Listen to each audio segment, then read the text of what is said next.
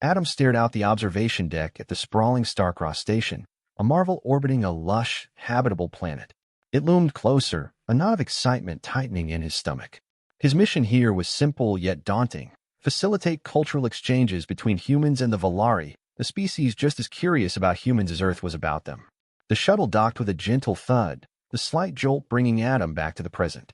He grabbed his bag and joined a line of delegates disembarking. As he stepped into the station, he was greeted by a buzz of activity. Aliens of various species mingled with humans, the air filled with a symphony of unfamiliar sounds and languages. "Welcome to Starcross, Mr. Adam Harris," a voice called out from the crowd.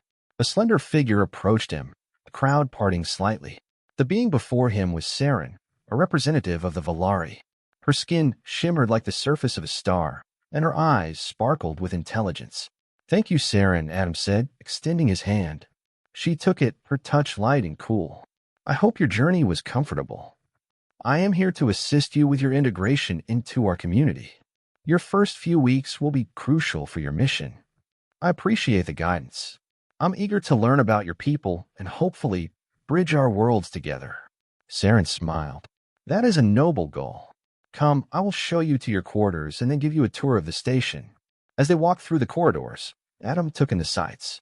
The architecture was a blend of human and Valari aesthetics, with smooth curves and bright, welcoming spaces. Screens displaying various data in multiple languages lined the walls, and windows revealed the breathtaking expanse of space outside.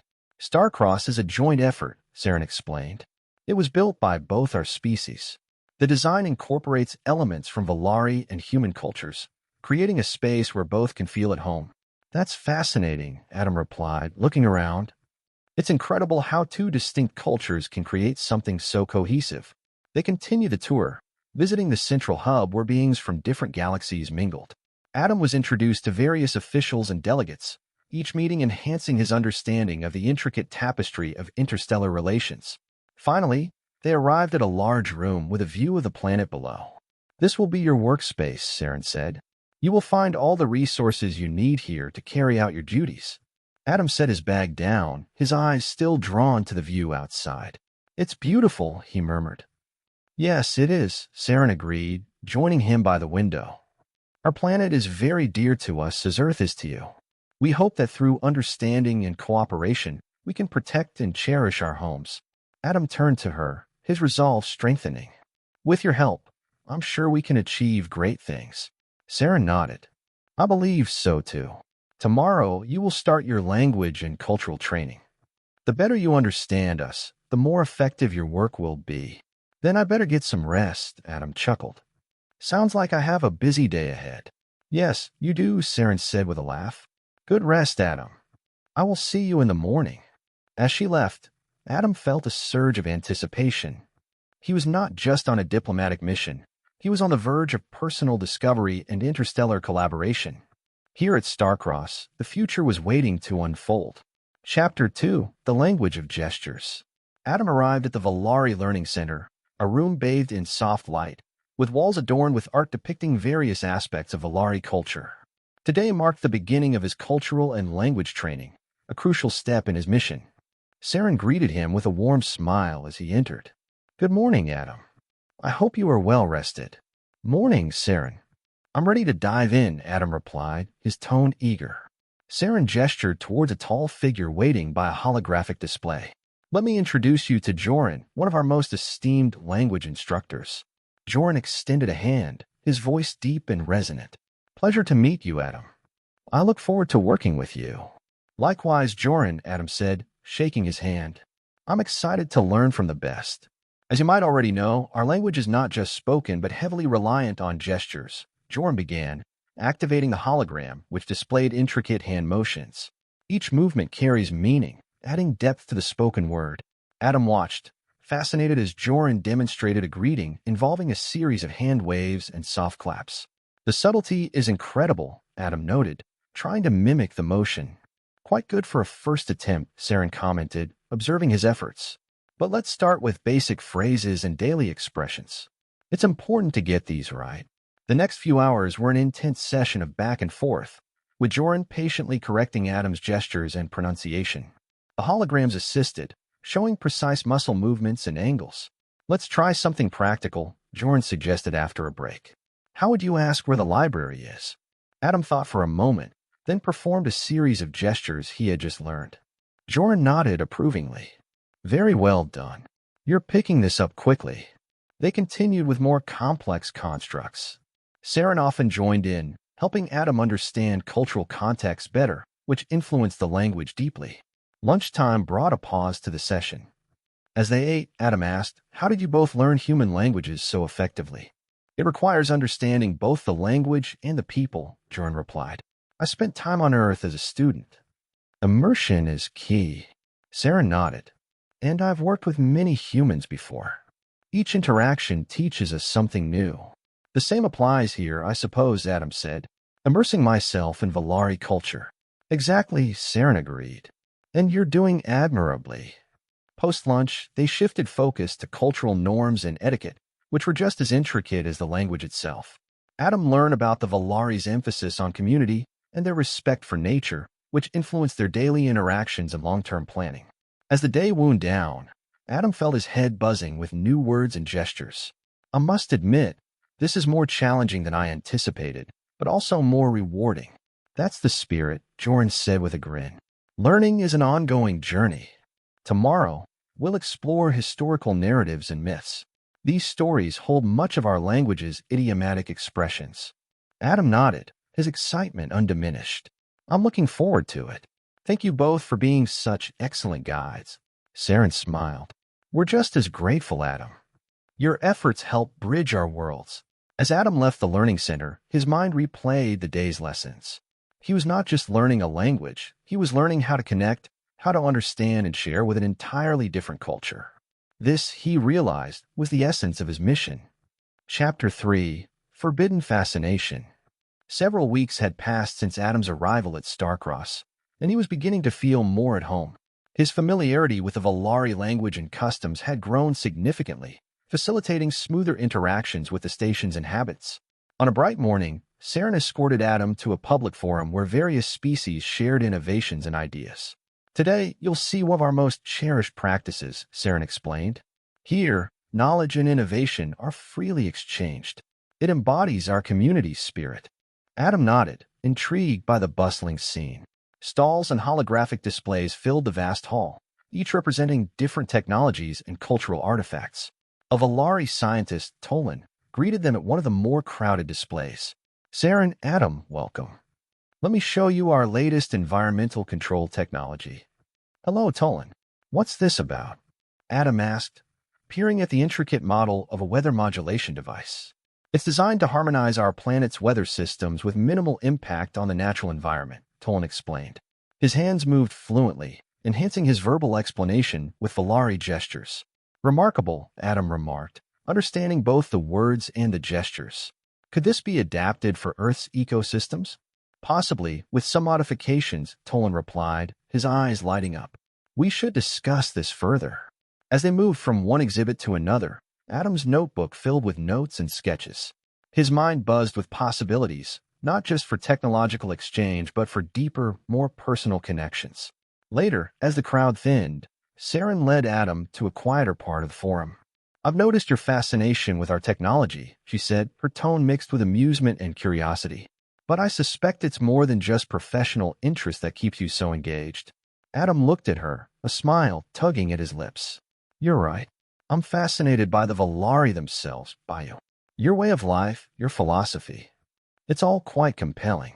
Saren met his gaze, her expression unreadable. "Such fascinations can be dangerous," she murmured. "Especially here, where differences are celebrated but can also isolate us." Adam's heart skipped a beat. "I know. But learning about each other, the real us, can't that bring us closer?" "It can," Saren conceded, her voice low. "Or it could drive a wedge. We must tread carefully, Adam. Not everyone sees such interactions as benign." They walked back through the forum in silence, each lost in thought. As they approached the exit, Adam stopped and faced Saren. "I'd like to continue these conversations. Outside of professional bounds, if you're willing." Saren paused, considering. After a moment, she nodded. "Yes, I would like that. But we must be discreet." "Agreed," Adam said, relief washing over him. Over the next several days, their meetings grew more frequent and personal. They shared meals in secluded corners of the station, discussing everything from Valari art to human literature. Each encounter left Adam more enamored with not just the Valari culture, but with Saren herself. One evening, as they watched a holographic display of the galaxy in a rarely visited observatory, Adam took a chance. He reached out, taking Saren's hand in his. The contact was electric, thrilling. Saren didn't pull away. Instead, she turned to face him, her eyes reflecting the starlight. "This is dangerous, Adam," she whispered, her voice tinged with excitement. "No," Adam replied, his voice steady despite the pounding in his chest. "But isn't there something beautiful about the unknown? About discovering it together?" Saren smiled, a genuine warm smile that lit up her eyes. "Yes, there is," she admitted, squeezing his hand.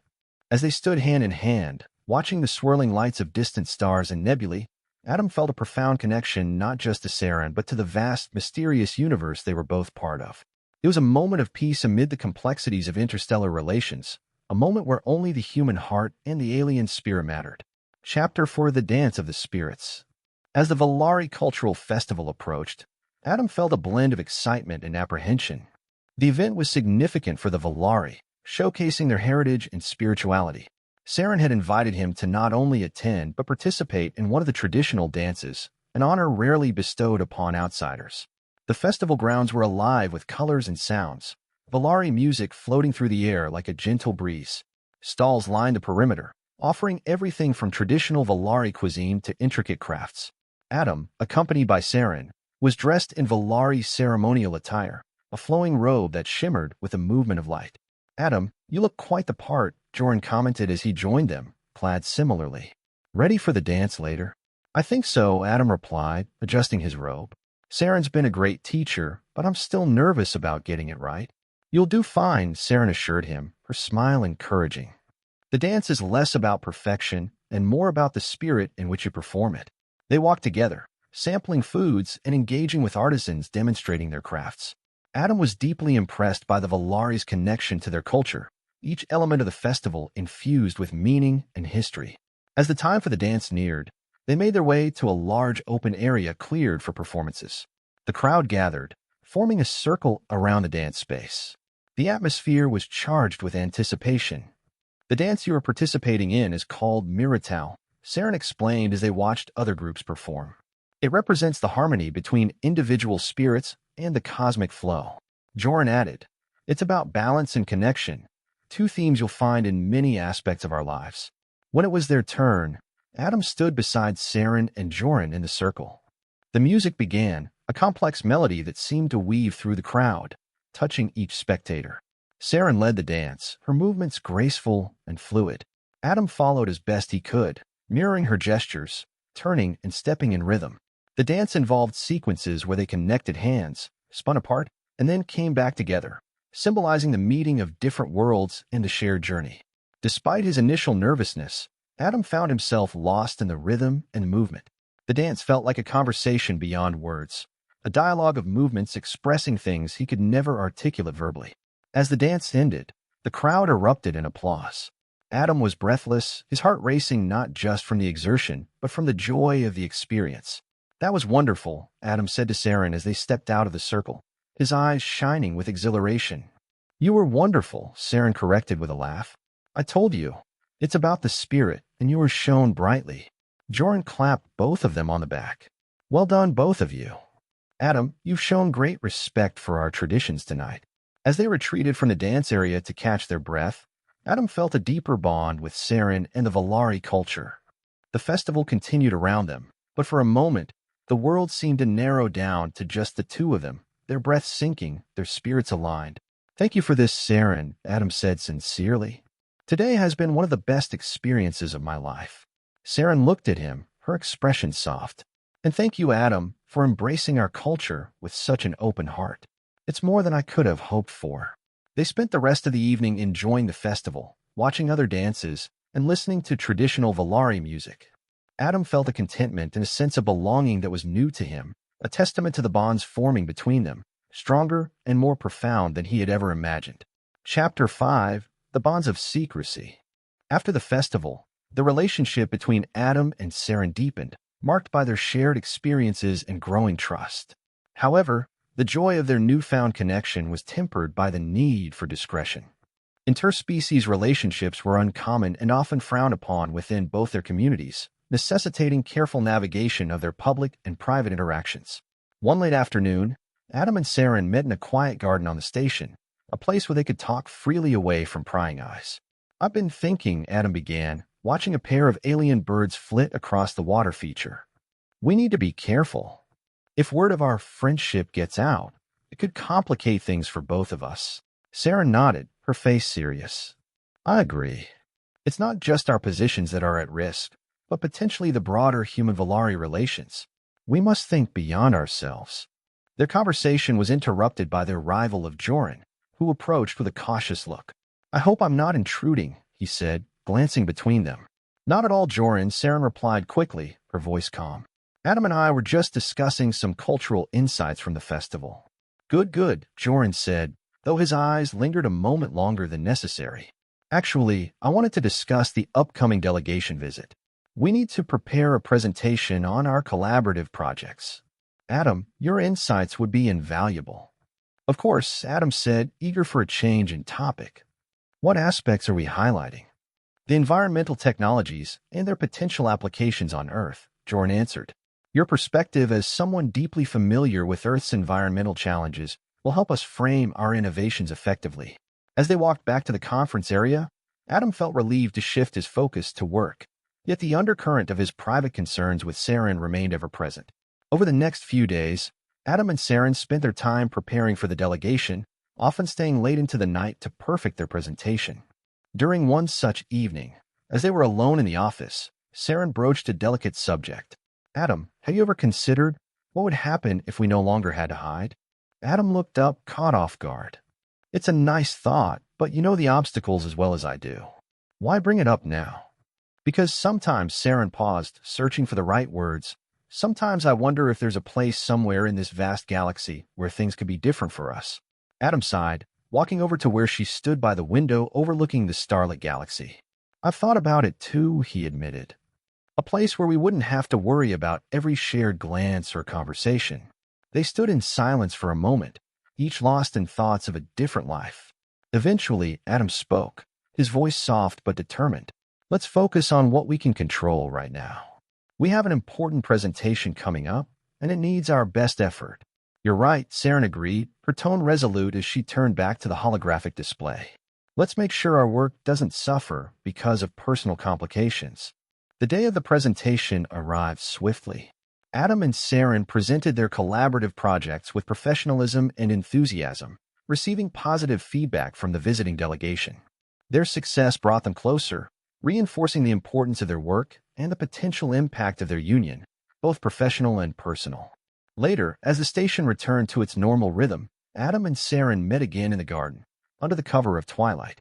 "We did well today," Adam said, a smile breaking through the tension of the past few days. "We did," Saren smiled back, her hand reaching out to briefly touch his. "Thanks to our hard work and your expertise." As they walked back to their quarters, their hands brushed occasionally, a small but significant gesture. In the quiet of the garden, their bond, forged in secrecy but strengthened by shared goals and dreams, felt like the most natural thing in the universe. Chapter 6: Touch of the Cosmos. The success of their presentation had solidified Adam and Saren's professional relationship, making them a celebrated team on Starcross. But beneath the accolades, their personal connection continued to deepen, driven by shared secrets and stolen moments. One evening, after another successful collaborative meeting, they found themselves alone in Adam's quarters, away from the watchful eyes of their peers. The room was softly lit by the ambient glow of the stars outside, casting gentle patterns across the floor. Saren looked around, her voice low as she spoke. "You've made this place feel like a home." Adam smiled, feeling a warmth spread through him at her words. "I try. It's not Earth, but it has its charms." As they sat on the soft couch, their discussion turned to the stars they could see through the large viewport. "Each one could be a sun to someone," Adam mused, his arm resting along the back of the couch, unintentionally close to Saren. "Yes, and each could have a story as complex as ours," Saren replied, her gaze fixed on the cosmos. She turned to him, her eyes reflecting the starlight. "Sometimes, when I look at them, I imagine a different life, a universe where fear doesn't dictate choices. Adam's heart quickened as he sensed the shift in her tone. Maybe we're not just defined by the rules we follow, but by the moments we dare to break them, he said, turning to face her more directly. The air between them charged, their faces inches apart. Saren's breath was a whisper against his skin as she moved closer. And if we dare? Adam responded not with words but with action, reducing the space between them. Their lips met, soft and tentative at first, but growing firmer and more urgent as pent-up emotion surfaced. The kiss deepened, a mingling of breath and warmth, their bodies drawing closer. As they pulled away slightly, Adam's hand reached up to brush a strand of hair from Saren's face.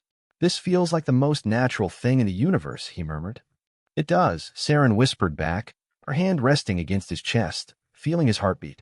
"But it's also the most forbidden." "Forbidden or not, I don't want to stop," Adam confessed, his voice thick with emotion.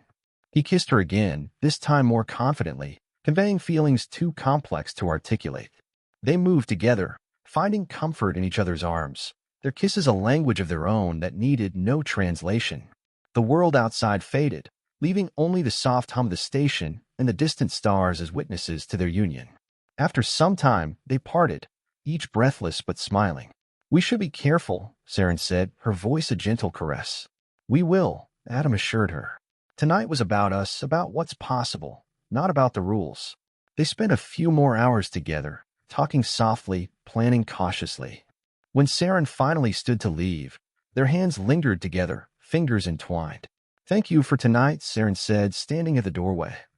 Adam stood as well, close enough to feel her warmth. "No, thank you for trusting me for this moment." As she left, Adam felt a sense of rightness despite the risks. They were navigating uncharted territory, driven by a connection that transcended boundaries. In his heart, he knew this was just the beginning. Chapter 7: Consequences and Choices. The next few weeks were a whirlwind of emotions and clandestine meetings for Adam and Saren. Their bond had deepened, bringing a level of intimacy neither had anticipated. But with such closeness came the inevitability of suspicion. Their relationship had not gone unnoticed. Whispers had started circulating among the crew, and it was only a matter of time before someone brought these murmurs to the higher-ups. One morning, as Adam prepared for his day, he received a summons to meet with the station's director, a stern human named Director Michaels, along with a Valari council member, Zoran. His stomach churned with anxiety as he made his way to the director's office, a sleek room that overlooked the docking bays. "Adam, please take a seat," Director Michaels said, gesturing to a chair across from his desk. Zoran was already seated, his expression unreadable. "We'll get straight to the point," Michaels continued. "There have been reports concerning you and Saren. Specifically, that your relationship has evolved beyond professional boundaries." Adam met the director's gaze, his posture stiffening. "I respect Saren greatly as a colleague and as a friend," he replied carefully. Zoran interjected, his tone calm yet imposing. "While personal relationships are your own affair on Earth, here, they affect diplomatic ties. You represent humanity, Adam. Your actions must not jeopardize our relations." Adam's throat tightened, but he managed to respond. "I understand the implications, and I assure you, our primary focus has always been our mission." Michaels leaned forward, interlacing his fingers. "But is that still the case, Adam? Can you honestly say your personal involvement hasn't clouded your judgment?" Struggling with the weight of his choices, Adam hesitated before answering. "I believe I have maintained my professionalism in all official capacities." Zoran looked at him thoughtfully. "Yet the risk remains. We need to consider the potential fallout. We cannot afford a scandal, not with the upcoming negotiations."